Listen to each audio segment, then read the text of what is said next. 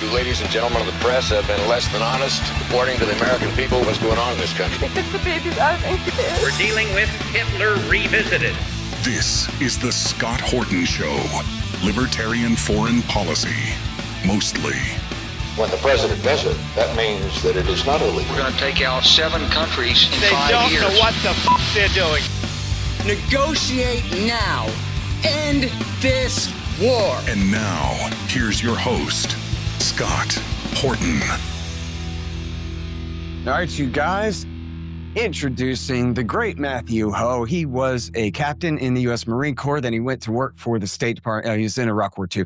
And went to work for the State Department in Afghanistan, where he was the heroic whistleblower of 2009. If Barack Obama had any courage whatsoever, he would have hid behind Matthew Hoh and said, this guy says that, nah, man, it's not going to work. Because he warned in the summer of 2009, don't surge and escalate the war. You're going to make it worse and lose anyway. And he was 100% vindicated. And it's a hell of a thing in American history. But on top of that, he's part of the Eisenhower Media Network, which is, in the name of Ike Eisenhower and his warnings about the military-industrial complex, and is mostly veterans like himself doing anti-war stuff as he does now, and is a widely renowned analyst on all things foreign policy. So welcome back to the show, Matthew. How you doing, bud? Good, Scott. It's good to see you. Great, man. Good to have you here. So big news on Ukraine. Kind of breaking right now, so I'm sorry I'll have to ask you to speculate a little bit. But and then of course there's the situation in Gaza as of today to get caught up on. But first of all, there's a huge story in Politico saying, I think that the Americans think that they got the Russians on board for a compromise, which I got too much to say. I'm gonna hold my fire. And then I guess the major thrust of the thing is that this would be delivered to the Ukrainians as a you better accept it because we are all the way done kind of thing. And that they said in the Politico piece that part of the calculation is because of the new corruption scandal where 2 of Zelensky's top guys are busted stealing $100 million and forced to resign. That in his weakness, he'll have to accept. Now, that's their calculation in the thing. So there's a lot at play here, including the status on the ground, the fall of Pavrovsk, the demands as Politico, and I guess Axios had something about it as well. The stipulations in there for the Witkoff deal.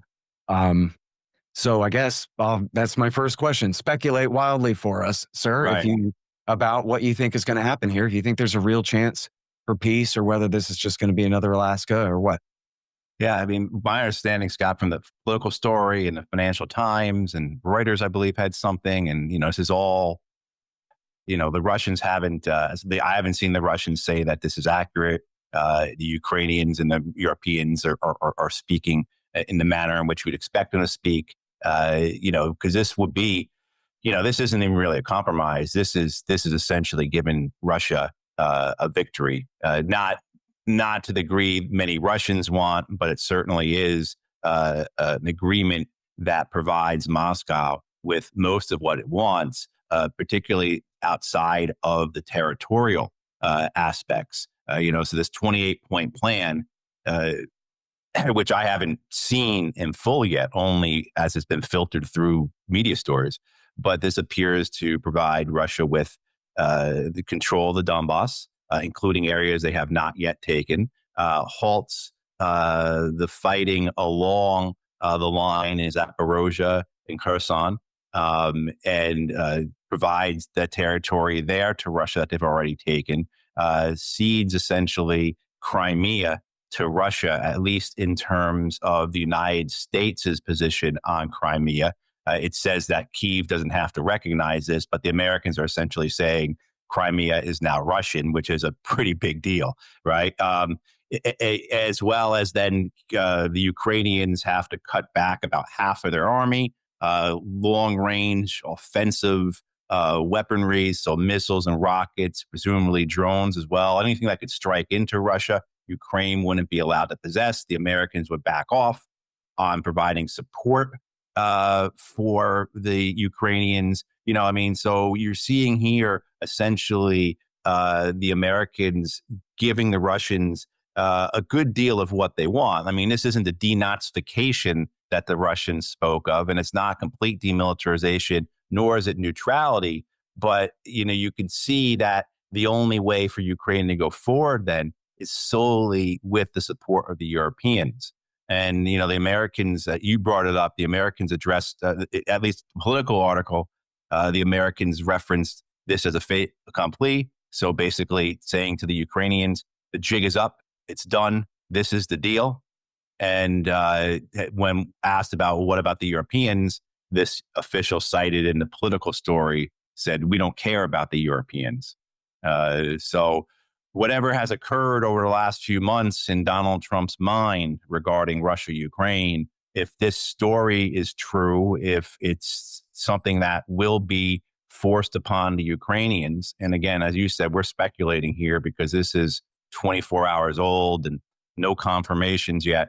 But if this is the case, I think this is what a lot of people have been saying, that at some point, Donald Trump and this administration will reach its limits and say, look, this is the deal. If you don't accept it, we're walking away and you can figure this out on your own, which is a very real danger that the Ukrainians and the Europeans may actually say that. The Europeans are so, their mania in all this, their hysteria, their lunacy in supporting this war. For many European political leaders, this is all they've got. Europe has got housing issues, it's got cost of living issues, it's got immigration issues, it's got healthcare issues, debt issues. These leaders in Europe are incredibly unpopular, low double digits. I think Merz is the most popular among the major leaders at 25%. That's how poor off these guys are.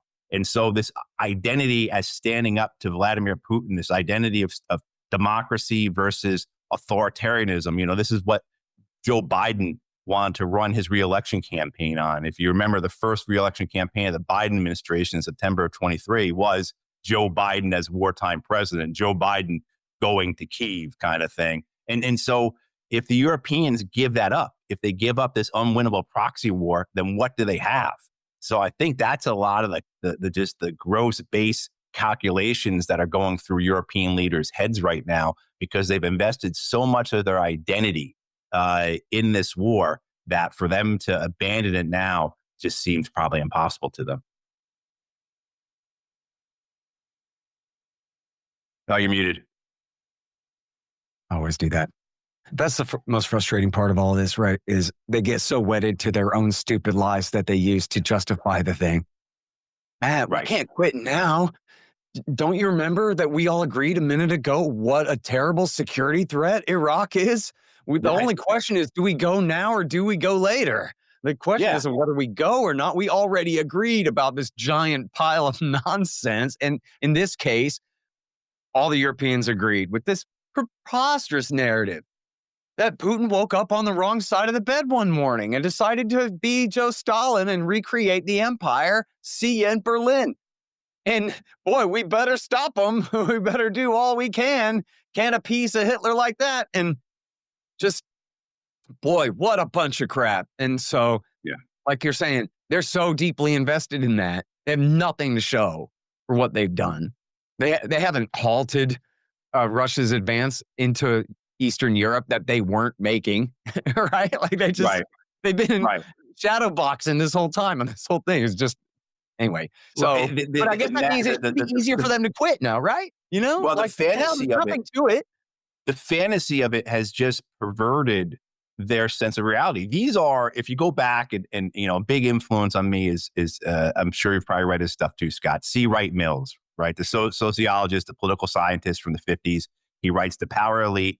And, he speaks of the crackpot realists, right? These people who act tough, who talk about the real world, talk about having to fight tigers in the world, and all those types of illusions that you can't allow another Munich. If you appease a dictator, they're going to run right over you. This macho, bravado, tough guy, John Wayne wannabe statesman, right?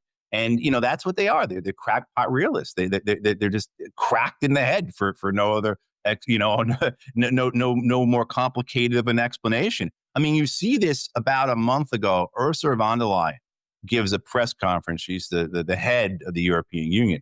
And she speaks about what the EU's priorities are going to be. And again, housing crisis across Europe, cost of living, wage crisis across Europe, immigration crisis, healthcare, you name it, they're struggling. Their economies are hollowed and shallow. They're getting further and further into debt, right? There are real serious systemic and structural issues across Europe that need to be addressed. And what does von der Leyen say the two priorities for the EU are? Building their armies and winning the war in Ukraine. I mean, it's just incredible. And so we can say, as we were just saying, that some of this is just gross-based political calculation. But there also are elements of this where these are true believers. These are people who really do believe that what they are doing is standing up for democracy against authoritarianism. These are people who live essentially in a fantasy world. They're deluded. And you see it in other ways too. People are probably following this story about the $160 billion loan that the EU wants to make to Ukraine because Ukraine has run out of money essentially. And the issue for Ukraine is if they don't get $70 billion in the next couple of months, their government is going to collapse and then their economy is going to collapse. And at that point, who cares about the front lines? And then Europe's really going to realize the folly of what they've been doing when 5 million or 10 million Ukrainian refugees come into Central and Western Europe.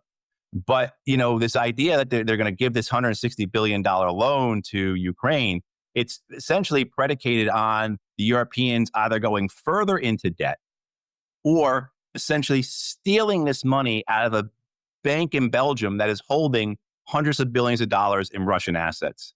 And, what's so crazy about all this, besides the gross illegality of this, essentially the Belgians saying, look, we can't do this. We'll be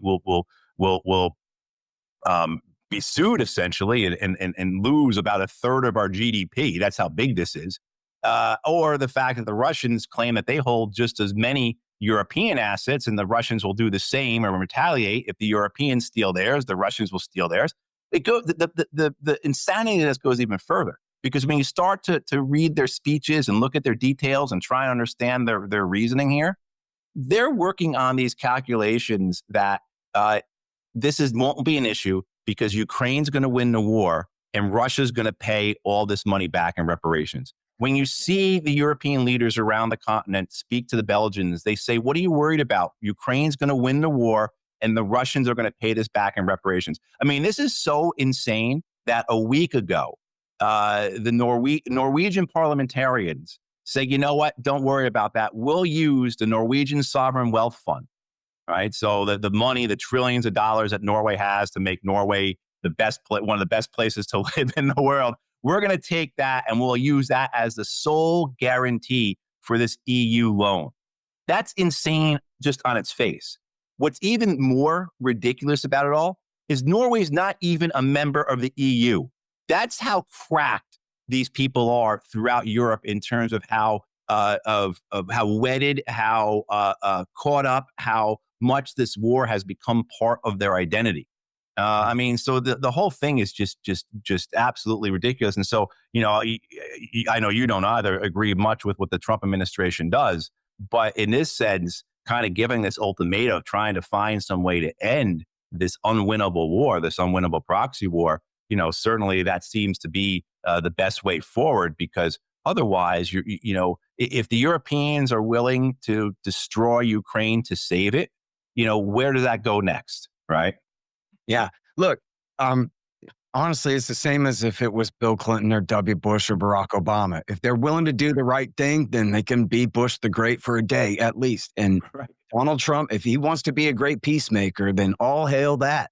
He's the guy in the chair. There's nothing to fight about. He won the last election. He's sitting there. It's up to him to make these decisions. There's nobody else, unless you're going to bring Alexander Vindman back to overrule the commander in chief here. So And as I've said all along, that I think he's sincere that he wanted to end the war. He just didn't know how to. He's in a situation where the Russians are winning slowly and don't want to quit. And the Ukrainians are losing slowly and don't want to quit either. And so, I don't know. Right. And the idea that Ukrainians accepting these terms, that's real hard to see. They're huge. Yeah. And that's really, I mean, that's really hard to see. And you can't, as much as, for people who haven't read Scott's book, Provoked, please read it, but, understanding everything about NATO encirclement of Russia and Russia's legitimate security concerns, they still violated international law. They still waged a war of aggression. I mean, like, I know you've been this way, I've been this way, a pox on both sides for the last decade plus here, basically.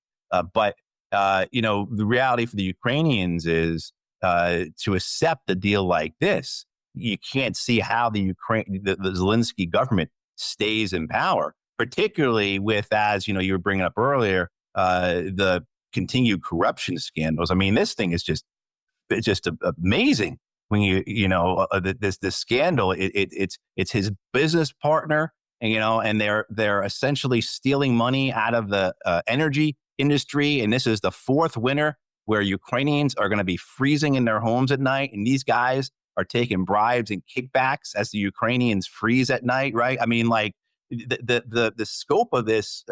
If Zelensky then takes any deal that undercuts his authority or undercuts or fractures his constituency, how can the guy stay in power? And then who replaces him? Who's going to replace Zelensky? It's not going to be some small D Democrat that the West thinks it's going to be. It's going to be one of these guys from the far right. It's going to be one of these ultra nationalists. Right. Those are the ones who've gained in power in the last several years. Absolutely. So, yeah, a few things there. I mean, I really just don't know what to make of this. And maybe we're just having this interview at just the wrong time where we really just don't know what this means. Right. As you say, we don't have confirmation from the Russians that they're going along with this. It seems like a lot to ask.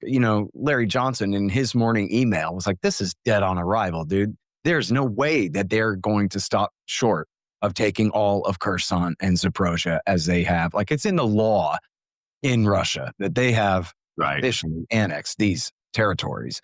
That would be a huge climb down. Now, it does make sense to me that, like, what the hell? You know what? If they get all of Donetsk, they have about 2/3 of Zaporozhye. They have the entire Azov coast and, Melitopol there. And then they have all of Kherson on the east side of the river, right? On the left bank of the river, as they call it. So, it would actually be kind of a strategic liability to own the other side of Kherson on the other side of the river. If you know what I mean, at this point, potentially anyway, it's a pretty good place for a border, the Dnieper River there, but I mean, they're standing on ground in Sumy and Kharkiv as well. The Russians are supposed to turn around and walk away from that. I don't know. They can have they want, sitting back. So much of their argument has been about buffer zones, right? So much of their argument has been about having some type of defense against an offensive, aggressive West. One of the criticism we can make, of course, of the Russian plan here, or their war overall, is that they put themselves in this position. When is enough going to be enough? Say you do take the rest of those two provinces, you go across the river. Now, as you say, you're overextended across the river.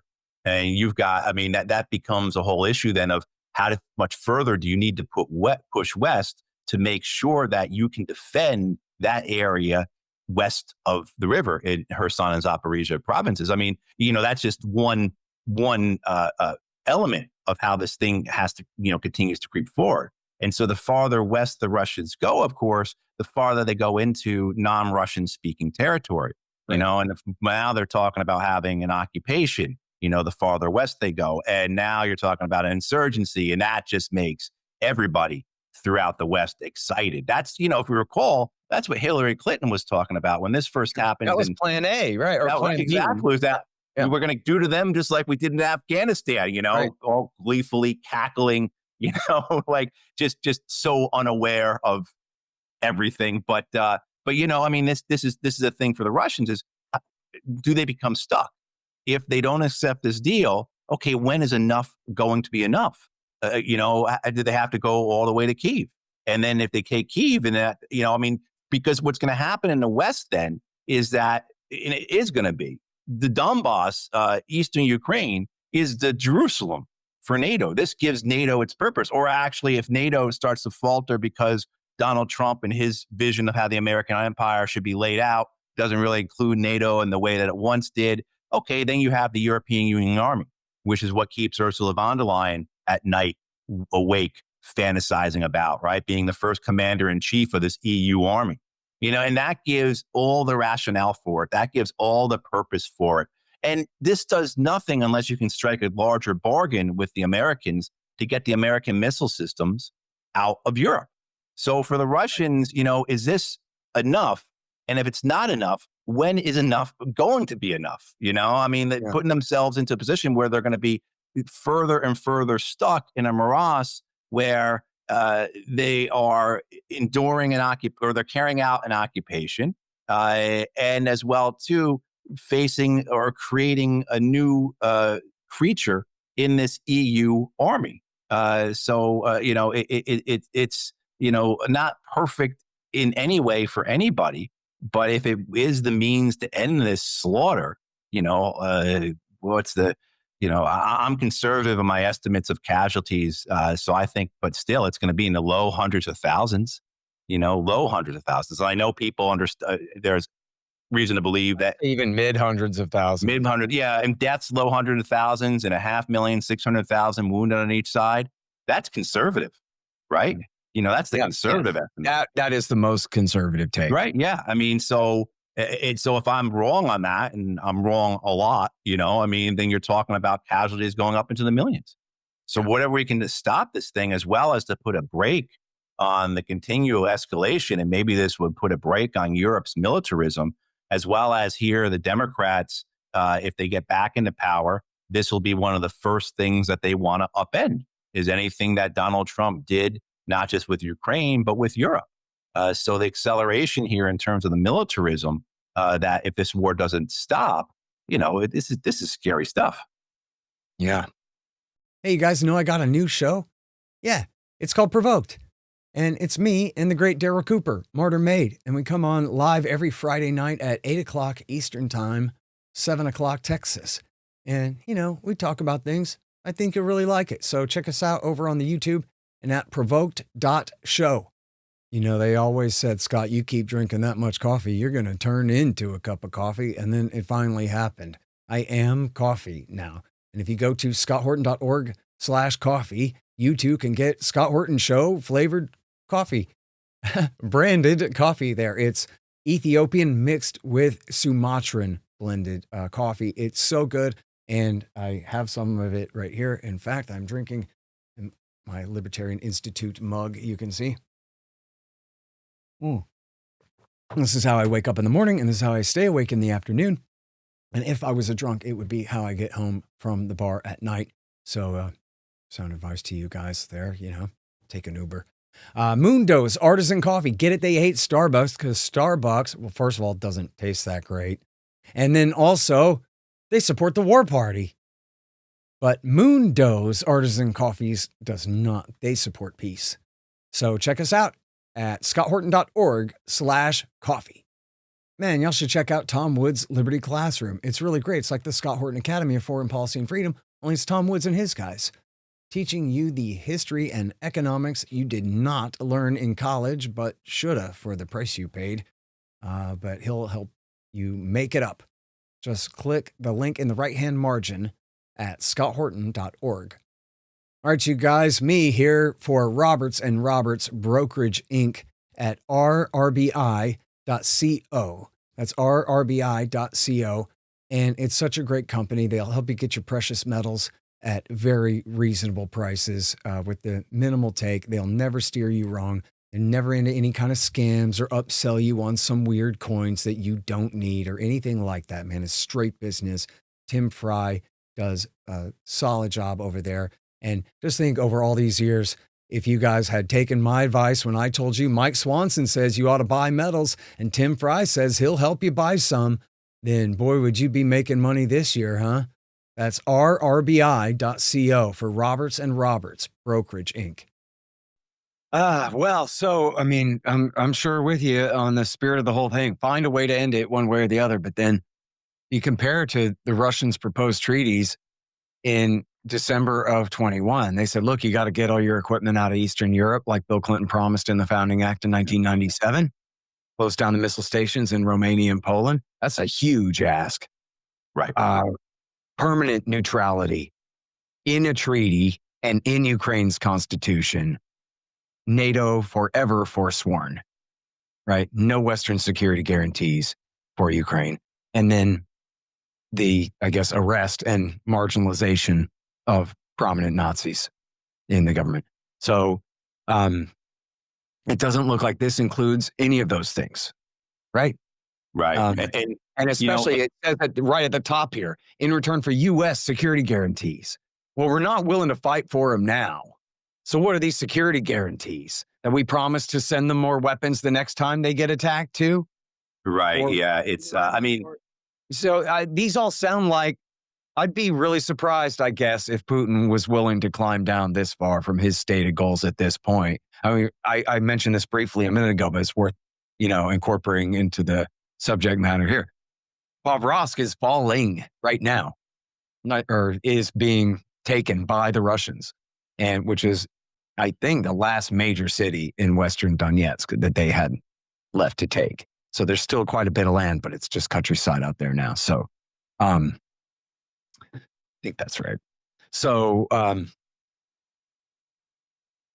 yeah, I don't know. I'm sorry. Yeah, it's a weird time to host this when we really just don't know what's happening. I mean, here. It sounds like, to me, it sounds impossible that this is actually going to be the deal. At the same time, though, like, I don't want to undermine it in any way. Not that anybody really, that I make that any difference or anything, but just, I sure like the spirit of the thing. And I agree with what you said that about how it seems serious in the sense of like the way that they're saying that they are just going to present this to the Ukrainians and tell them, yeah, enough messing around. This is the thing that we are doing, and we means you too, and I said so, etc., like that. I mean, Trump is the emperor of the world after all. So, I don't know, man. It's I'm very like torn between different perspectives on like how this could go or how likely it all is. I don't know what to think about it. Yeah. And even from the Russian perspective, for Vladimir Putin, we know that the pressure on him comes from not those who want to end the war, but those in Russia who say you haven't been fighting this war hard enough, right? You haven't been doing enough. You've been too lenient in this war.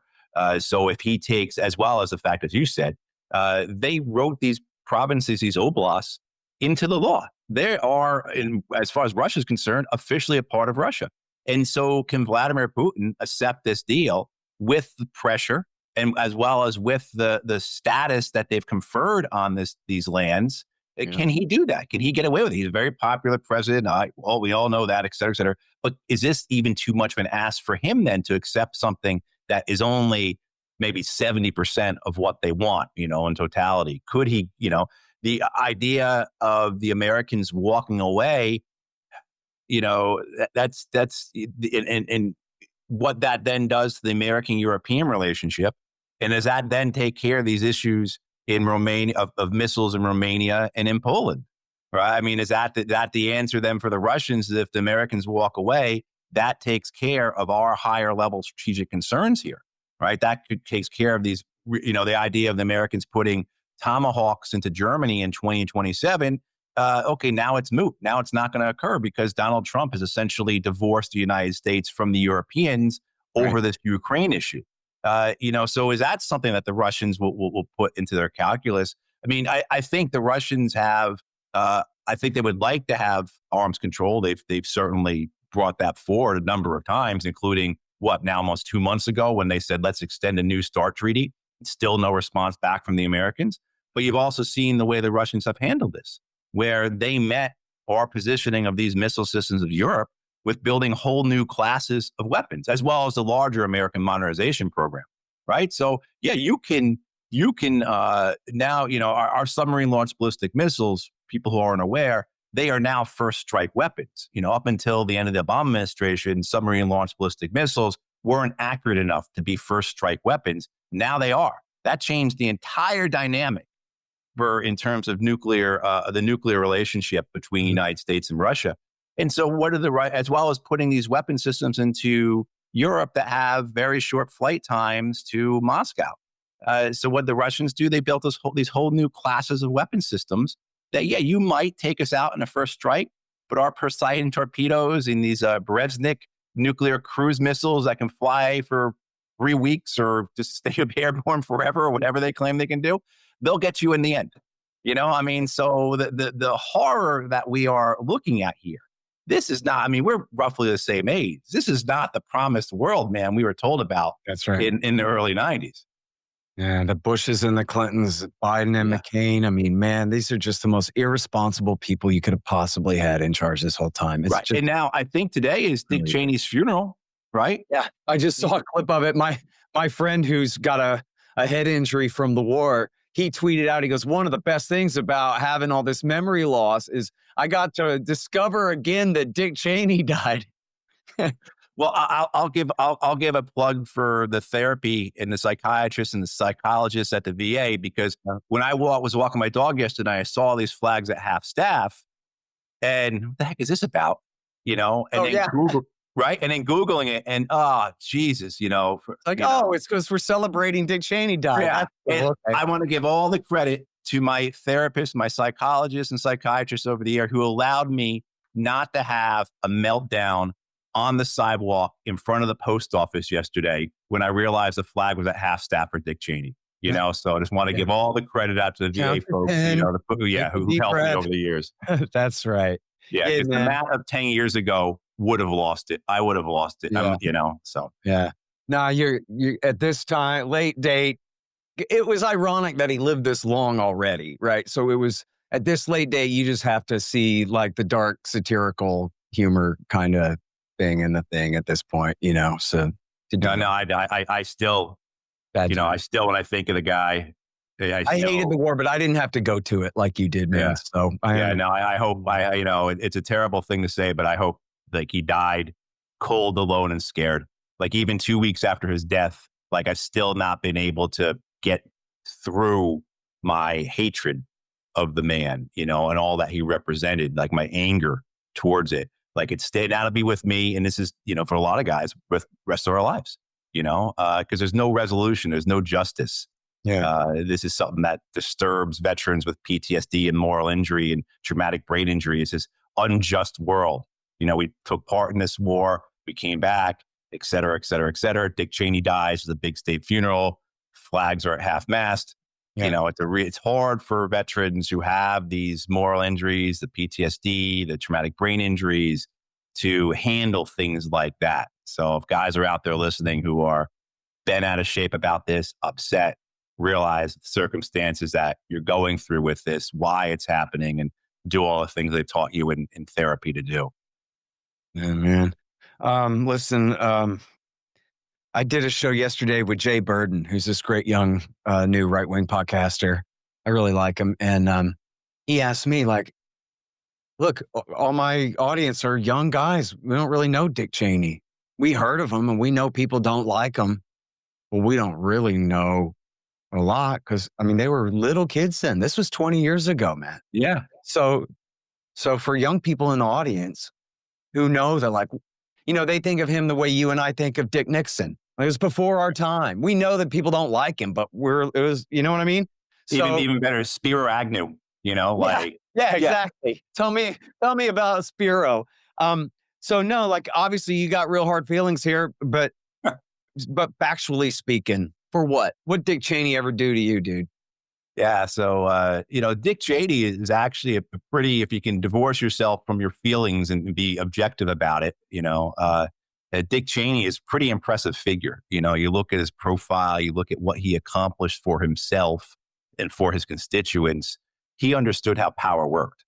And he, as an early age, he is at 34 years old, the chief of staff to the president of the United States, and in the Ford administration, and then gets himself elected into Congress. And within a few years, he is a senior member of Congress, having only been there for 3 or 4 terms, and he understands how power works. And then he's able to ingratiate himself so that he becomes George H.W. Bush's Secretary of Defense.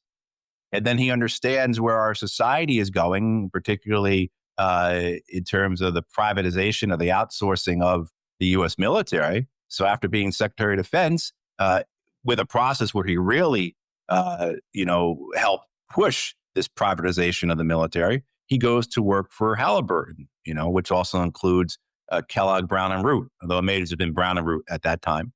And, these are, Halliburton's known for oil, but Brown and Root, or Kellogg Brown and Root, is known for government services, particularly construction and logistics. And he helps Halliburton and KBR amass a fortune. And then, of course, the second Iraq War, Dick Cheney is the mastermind behind that. Just to continue the bit about Halliburton, Halliburton earns over $40 billion during that war.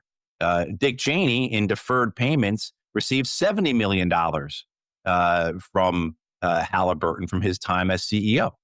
So everybody, we didn't, but in terms of his understanding of power, also made those who he was representing and aligned with and had a relationship with not just powerful, but wealthy. And then, of course, the second Iraq War, where he masterminds this war for, we can speculate as to his reasonings.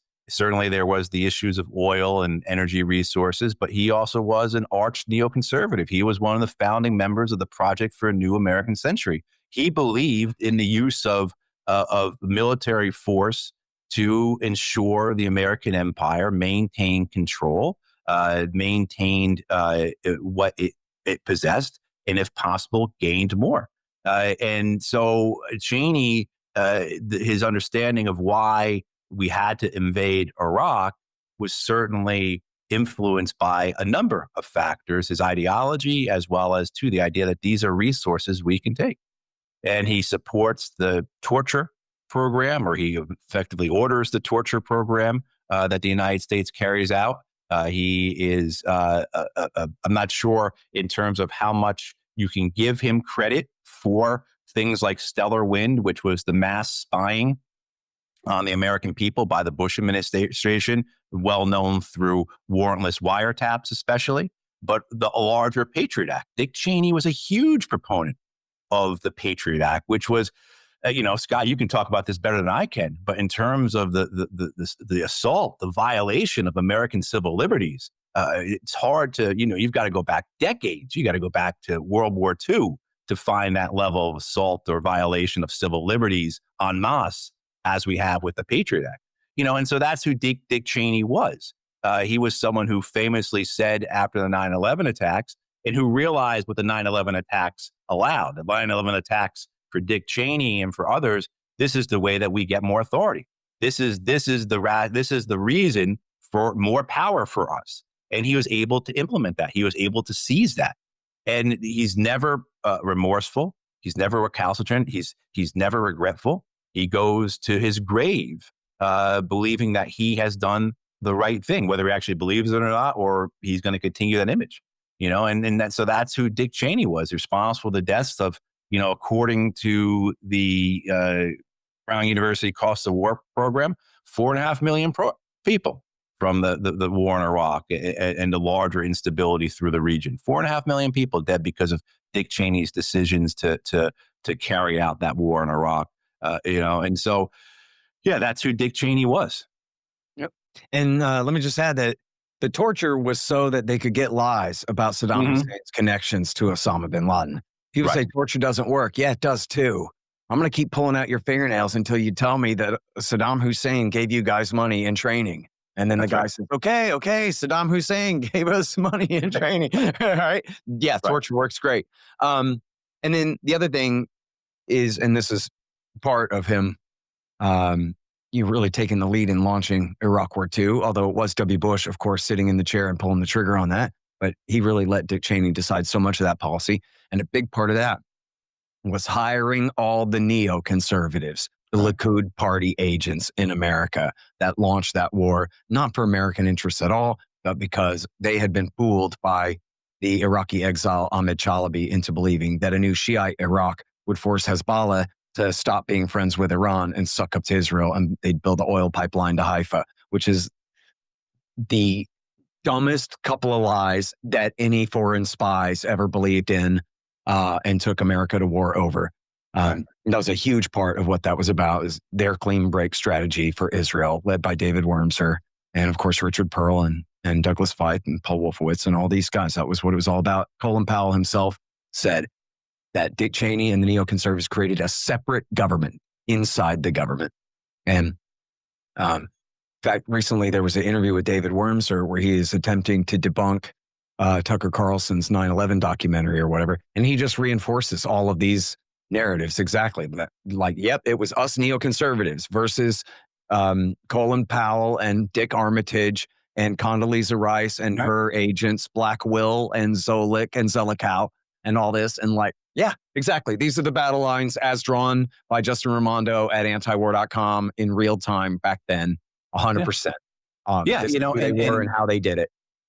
I was on the Iraq desk at the State Department in 2005, and you could see that this was Dick Cheney's war. And I say that because in the working groups, which were a level below the deputies. You were at State in 2005? I was on the Iraq desk at State in 2005, yeah. Yeah, okay, I'm sorry. I just had to adjust my brain a little bit. Go ahead, I'm sorry. Yeah, so, it was 2005, yeah. You could see that this was Dick Cheney's war. So when you have these interagency working groups, it didn't start until the vice president's people were there. The vice president's people were the ones in charge. If there was a decision that had to be made, it wasn't like Rice or Rumsfeld or, no, we need to see what the vice president's going to say. Like, it was at that point, and this is like particularly, I'm thinking about the fall of 2005 into the winter of 2006. Really, this was still Dick Cheney's war. You could see that just in the authority that his people had over everyone else's people. Yeah. And so I've actually been rereading these articles lately. I have a great collection in a tweet thread. It's how the neoconservatives lied us into war with Iraq 20 years ago, a thread of the very best articles on it. And I retweet it from time to time and quote tweet it from time to time. It's just a huge collection of essentially everybody who did good work on the Office of Special Plans and related information about the neocons and how they lied us into the war there. It's about 30, 35 of them or so. Shows the whole clean break strategy, and Wolfowitz and Feith and Shulsky and the Office of Special Plans and the Policy Counterterrorism Evaluation Group and all of that stuff, and how they laundered all the lies to get us into the war. So I'll tweet that out. In fact, maybe I'll make sure and send the link to Connor to have that link in the description of this interview for people who want to do a deep dive on that. It's a lot of fun. Jason Vest and Bob Dreyfus, their article, The Lie Factory. Like, man, there's some good stuff in there. Yeah. There's so much good stuff. So, Scott, they didn't just lie. And all in conjunction with the Likud, with Ariel Sharon, had his own little office in the prime minister's office, manufacturing fake intelligence in English, just stovepipe right up to the vice president's office, and then for use against the president of the United States to help get us into that war. Well, you have a great interview with is Gary Vogel, who's written the books about how Israel is the real winner of the Iraq War. I can't remember if I'm not going to get the title exactly right, but he talked about that, And we published that book at the Institute, and what he's telling you in there is that, like, even the people who were at fairly senior levels in terms of planning were being lied to, and before the war, so I got to the Pentagon in the fall of 2002, and I was a junior Marine Corps officer on the Secretary of Navy's personal staff. My friend, I became friends with his aide. And in that fall, running into 2003, into the invasion, the Secretary of the Navy was being lied to. Lori, his aide, would tell me she'd go to the briefing, she'd go into the tank, as they call it, secure conference rooms. And, she'd come out of it and she'd say, man, the stuff that they've got, this is pretty solid stuff, so it wasn't that the lies were just outward facing. The lies were also internal. And so it became kind of, this gets back to our point we were talking about with whether it's the Joe Biden White House, Blinken, Sullivan, that they're actually really true believers, or it's the Europeans that they're so invested in the storyline and the narrative that they've sold for these years that that's who they've become. You know, I mean, you see this occurring where these lies become it's not, they have the purpose of deception, but they also have the purpose of creating a reality. Yep. And you have this, I mean, I could talk, you know, even more on a tactical level, how this works when you're in Iraq and you're not allowed to use the word occupation. When you see the briefing slides from the intel guys trying to explain the resistance, God forbid you use the word resistance. Finally, we were allowed to use the word insurgency, but God forbid resistance. Even right now, I have a tough time saying resistance because that was just not allowed to be said, you know, but you have the briefing slides from the intel guys talking about, you know, trying to explain the resistance, trying to explain the insurgency, who these groups are and everything. And eventually there'd be like a motivations slide. And they'd have all these motivations. The big one was criminal motivations. And that makes sense because we're the good guys. These are the bad guys, right? We have the white hats on. Of course, the people who are opposing us must just be trying to steal. They just must be criminals. They just must be bad is what this is all about. You know, I mean, it'd have all these different, you know, reasonings. There'd never be the reason of like, hey, they're occupied and they don't like it. You know, you just didn't, that type of understanding of what we were in was just not allowed. You couldn't express it. And so if you can't even accept the fundamental reality of the war that you've put yourselves into, the war that you've created, then what chance do you ever have of winning the thing? Yep. And, you know, that's not just the case for Iraq. That was the case in Afghanistan. That was, you know, right. So exactly. Yeah. They're prisoners of their own BS. And it's why I always bring this up. I guess people are probably tired of me because I have like these daydreams about like, but aren't there like scenes where it's nighttime and everyone's officially off work for the day, but they're just like sitting around having a little whiskey and they turn the lights down a little bit and they can be a little bit honest with themselves and each other? You know what I mean? Like, well, okay. I mean, Robert Kagan's wife is really disgusting and makes a lot of bad calls. And so like, maybe if we had done things a little bit different, you know what I mean? Like there's just not that kind of self-reflection, I guess. And I remember like, because in the context of Iraq War II, you know, they had to lie to us for a year and a half to one, get the American people upset enough to buy into this thing. And then two, to get the forces built up in Kuwait necessary to do the invasion. So it was this whole year and a half after September 11th of just browbeating everybody with all the fear mongering about this. And I was a cab driver at the time. So I'm talking with all random people about their different views on all of this, you know? And a huge objection on the part of pro-war people was that these can't be lies because look at all of the people in government who all agree that they know that this is true, you know? And I know you're not saying, cab driver, that they're all lying. Right. And then I got to explain how, no, but Dick Cheney knows he's lying. And the rest of them, they're like you. They can't imagine that he'd lie. So they believe it. And then they repeat the lies, believing it's true. But like if you read 1984, all the propaganda is for the members of the party. They don't care about whether the proles pay attention or not because they don't have any power. It's all about the people who work at the Ministry of Truth believing in the new narrative every day. And that's who the propaganda is for, is the people who identify themselves with the system. And those people swallow it whole. And so like every random idiot in Austin, Texas knew better. But every dentist and lawyer thought we have to do this for the national security because they like just through like social groupings and whatever. This is the consensus in their neighborhood is that George Bush is doing this for a good reason or he wouldn't be doing it and whatever. While the rest of town is like, yeah, right. Like Saddam Hussein had anything to do with attacking us. Give me a break. You know what I mean? People just saw right through it. Like it was completely ridiculous. But anyway, there's so much of that built in was the liars who believe the lies that they're telling in order to get everybody else on board, that they're suckers too. And then like you're saying, this filters all the way down to like, hey, Captain, why are we invading Iraq? Because we're getting revenge for the Twin Towers, son. And it's like, nuh-uh, that is not why. You know what I mean? But that's what the soldiers being told. Then you're fighting an insurgency. Hey, Captain, why are we fighting an insurgency? Well, they're bad guys. You don't need to know anything more about what's going on behind their motives and their actions. When, of course, that might save your ass if you understood not just that they're from here, but look, you have chosen one faction against another faction.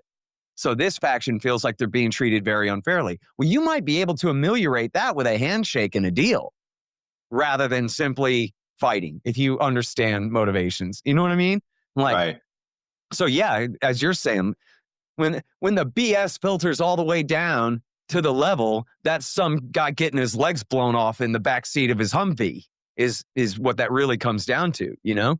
And it lasts for years. I mean, there's the Zogby group did a poll of Marines and soldiers in Iraq in February or March of 2006. So 3 years after the invasion, 4.5 years after 9/11. And you had something like 75% of the Marines and soldiers in Iraq 3 years after the invasion, believing that they were there because Saddam Hussein and Iraq were allied with Al-Qaeda and that they had taken apart somehow in 9/11 and that we were there to stop another 9/11 from attacking. That's 3 years after the invasion. You still have roughly 3 out of 4 soldiers and Marines in Iraq thinking that that's the purpose there. Right. Yep. You know what I mean? Like that's the, you know, and for, I think for civilian or for just the general public, the idea we're so caught up in our identity in the present, and groupthink is such a powerful thing, but it's also, you know, there's this dissonance that exists. If you ask people about Vietnam, if they know anything about the Banana Wars or the Spanish American War or what we did to the Native Americans, you know, but the idea that is still being carried out now, you know, that all these things are separate, that there's not a continuous line of history that we are traveling upon. You know, most people don't think that way. You know, even with these current wars, why should we believe anything that those in power say when they've been involved in all these separate wars? I mean, you look at the Biden administration. These were the same guys, same men and women who were in the Obama administration. These were the same ones who carried out Libya and Syria, right? They're the same ones who escalated the Afghan war. They're the same ones who gave all that support to the Saudis as they killed 400,000 people in Yemen, you know, et cetera, et cetera, et cetera. So why should we believe them now when they're talking about Ukraine? It's the same people. Why do we think that they're any different on this issue of war and peace than they are on all the other issues of war and peace where they've clearly shown who they are? But there's this dissonance that exists, you know, and maybe you should have some psychologists on to try and explain that. But you see that, and it's just something I think that the powers that be, right, the ruling class, that they understand and they're able to manipulate and take advantage of, and no one better than, you know, Dick Cheney, who funeral's occurring now, and I'm probably going to see a flag at half-staff someplace and start cursing, you know? Yeah. The audiobook. I know. People are always asking me, when are you going to be done with the audiobook for Provoked? Well, the fact is, I had to put it on hold for a bit while I'm working on the Academy. But the fact of the matter is, I have published the H.W. Bush chapter and the Bill Clinton chapter, which is already, I think, 9 or 12 hours, an audiobook worth just right there. And I have finished recording all of W. Bush, all of Obama, and about at least half of Trump 1. Although I still have a lot of editing to do on all those before I can publish them. But you will be the first to know if you sign up and subscribe at my Substack, where I am publishing this audio in pieces until I get the whole thing ready together for Audible eventually. So sign up at scotthortonshow.com. That's my Substack, scotthortonshow.com. Hey, you guys should buy my books. You know, my first one was called Fool's Errand, Time to End the War in Afghanistan. It was really good, and it all came true, too. Watch me predict the end right there in the preface of the thing. Also, Enough Already, Time to End the War on Terrorism. That's all the wars from Jimmy Carter all the way through the first Donald Trump administration.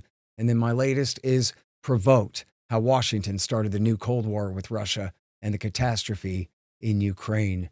Tucker Carlson says it's the definitive take. Expanddesigns.com. That's my friend Harley Abbott's company, and he is the webmaster for the Scott Horton Show, as well as the Libertarian Institute. He is the guy that redesigned the Ron Paul Institute for Peace and Prosperity website. He's done a lot of great work for other friends of mine. And Unlike a lot of webmasters and web developers and different guys that I have worked with over the years, the thing is about Harley Abbott and his team is they do what they say they're going to do when they say they're going to do it, and are just extremely reliable and extremely knowledgeable, and 100% vouch for the great Harley Abbott over there. You got a website, you need it fixed up, you need a new one, you're setting up a business, working on any kind of online project like that, check out expanddesigns.com. Well, look, I mean, the easiest answer to it is just simple partisanship. You know, on page 950 of Tragedy and Hope, Bill Clinton's professor at Georgetown, Carol Quigley, wrote that the only reason that there should be two parties, one to broadly supposedly represent the interests of political liberals and the other the conservatives, is so the American people can, his silly ironic quotes, throw those rascals out every 8 or even 4 years if necessary without ever leading to a substantial shift in policy. Because the consensus is that the mandate of the national government is to do the following 10 things, none of which are constitutional, all of which are about bolstering the American world empire, especially in Western Europe, you know, at that time during the Cold War. And so let half the population be frustrated half the time, but then let them have their relief and let them throw the bums out. And now they get their guy in there. And so even right now, like if Donald Trump started carpet bombing Venezuela right now, some substantial number of the America Firsters would adapt their ideology to include that being permissible because, and I see this in my feed. Oh yeah, because you think we'd be better off with Kamala Harris. Like it's really that easy. It's really that easy, you know? And so, I mean, look at what, speaking of how old I am, look at what an absolute phony George W. Bush was in the 1990s. You know, the guy's from Connecticut. And yeah, he spent some time in West Texas, but like how many Texans are from Connecticut? Really? Not many. You know what I mean? Like this guy's a cousin of the Queen of England. He's not Ronald Reagan's son. He's George Bush's son, right? The Rockefeller Republican, not the conservative. He literally in 1999, after he'd already been governor, was in his second term, and now is beginning his run for president. He'd already announced his exploratory committee. And he's now running for president. Then he bought a pig farm in Crawford, Texas, and brought in decrepit old horse stables and rusted old tractors and hay bales. And it was a Hollywood set. And they made it look like he owned a ranch in Crawford, Texas. They put a cowboy hat on him. And you could see him forget half the time to talk in Texan. And he just start talking in regular American or even in Northeastern Yankee again. And it was like, this is the most preposterous hoax in the world that this guy is a conservative at all. Like on the base level, he is a Rockefeller, liberal, rhino, Ted Kennedy Republican. No child left behind, Medicare Part D. He's Richard Nixon. He's not Ronald Reagan. And what do the Texans and the Americans say? Oh, I like that George W. Bush. He sure is conservative. Why? Look at his cowboy boots that Karl Rove dressed him up in. Like, just, my God, man. You know, the 1990s, right-wingers hated government until Bill Clinton cheated on his wife. And then they decided, oh, you know what's wrong with government? Bill Clinton is of low moral character. But otherwise, government is great. Government is good. Just wait until George Bush's son comes. And then, boy, are we going to have a regime to fall absolutely gay in love with for the next 8 years as they torture people to death and lie us into war.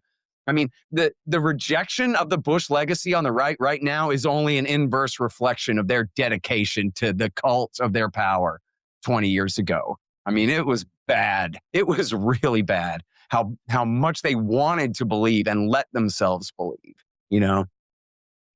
Hope the lesson sticks there, but no, I mean, the lesson that comes out of that is that buying a pig farm and putting a cowboy hat on works. You know, that's the lesson that comes out of it. Donald Trump has, he's an outlier in many ways, but, his shtick is similar, different. I mean, he can come down a gold elevator and describe himself as an outsider, right? Or he can, right? I mean, be be synonymous with wealth and glitz and casinos, resorts, And Bill Clinton, his good friend.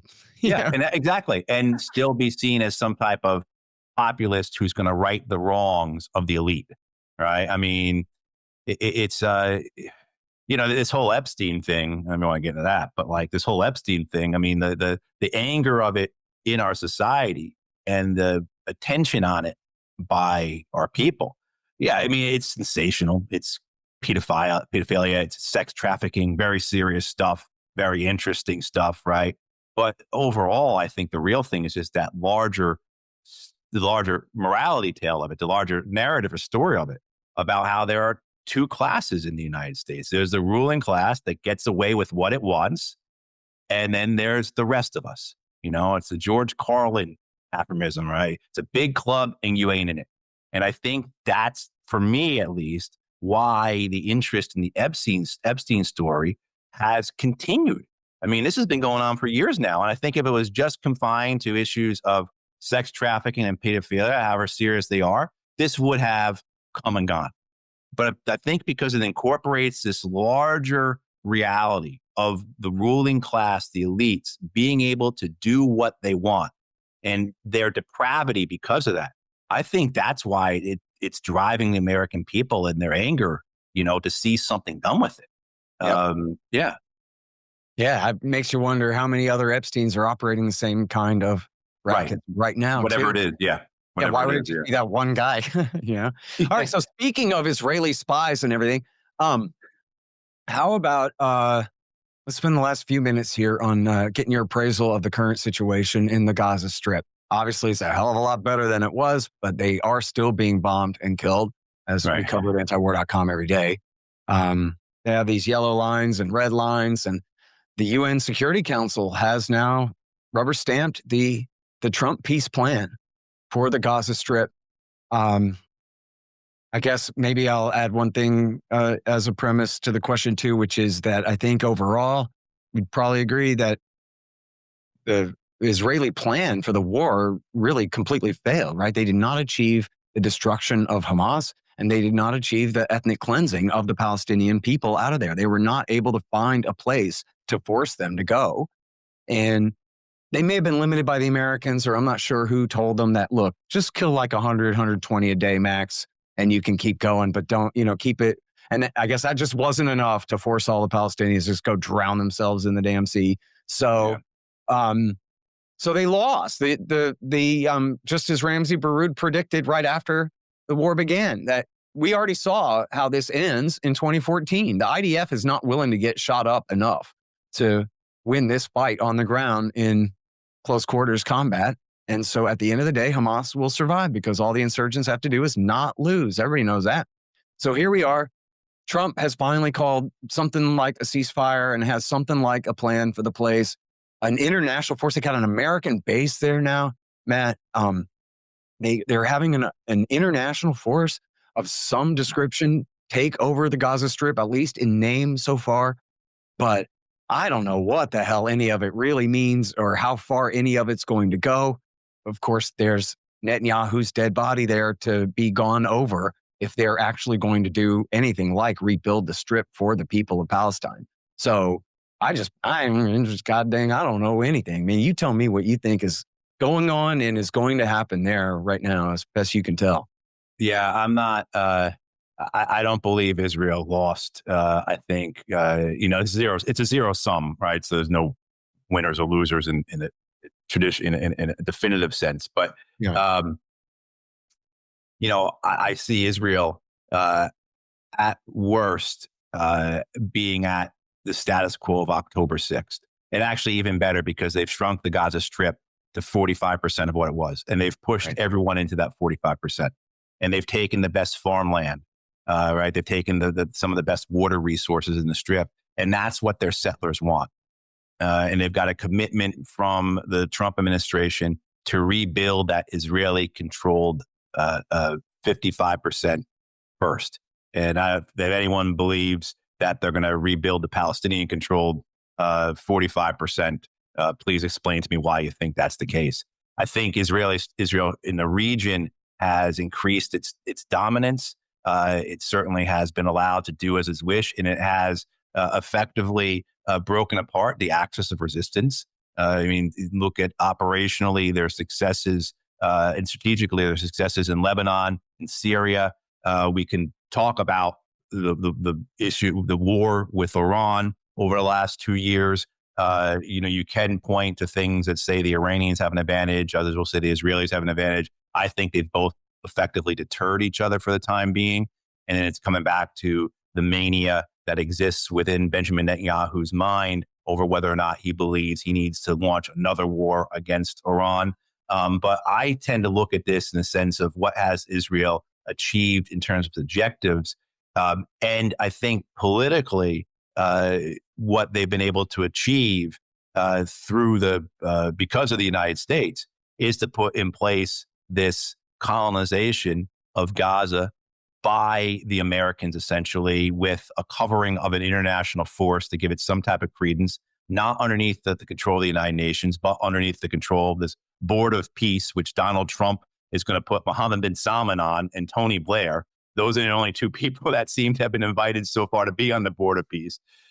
So looking at that, the Israelis and the idea that what's so amazing, Scott, if you were to write a story about this, a novel about this, and to have this abandonment essentially of the Palestinians at the United Security Council on Monday or whenever it was, and then to have this week as well, the entire United General Assembly, with the exception of Israel, the United States, and like the handful of Pacific Island nations that we effectively control, vote in favor of Palestinian statehood. I mean, that's just amazing. I mean, and so for the Israelis, if they're looking at this, they say, we'll continue to fight our Hezbollah campaign. We'll put more money into it. We'll continue this propaganda, this information war. But the reality, at the end of the day, the rest of the world wants to move on. They want to get this Palestinian monkey off their backs, and they want to move on with business as usual. That's how I read the world's affection or the world's relationship with Palestine right now. They're happy to use the Palestinians as a talking point. They're happy to use the Palestinians to mouth off against the Americans, the hypocrisy of the Americans, whatever. They're also happy to use the Palestinians to justify themselves to their own people as someone that we are defending, particularly in the global South. But when it comes down to it, you don't see action. And so the Palestinians once again abandoned.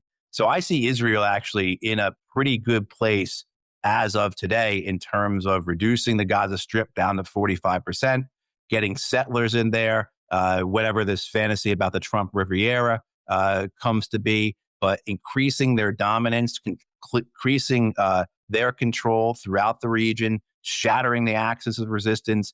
Now this has done a lot of harm to the Israelis, but it's also shown the dedication of the American government. And there's been some defections. There's issues with public opinion in the United States.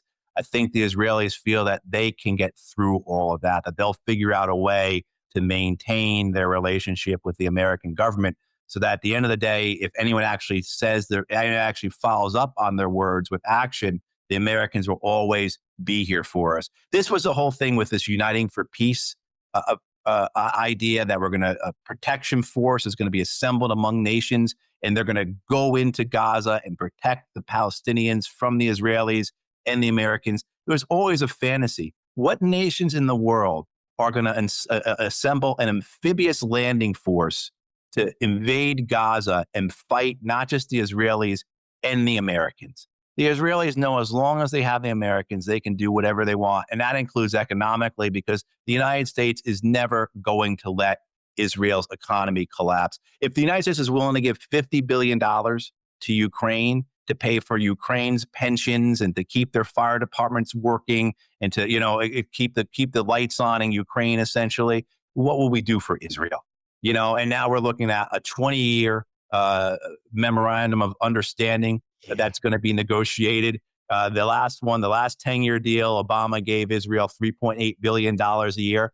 What do you think we're going to give the Israelis now? What would be, what makes sense? If we gave them $4 billion before, all said and done, what are we going to give them now? $6 billion, $8 billion, $10 billion a year? None of that's out of the realm of possibility. Plus the guarantee that whatever happens, we are going to be there. Even to our own detriment, we will be there. So I see the Israelis in a pretty good position here from their perspective.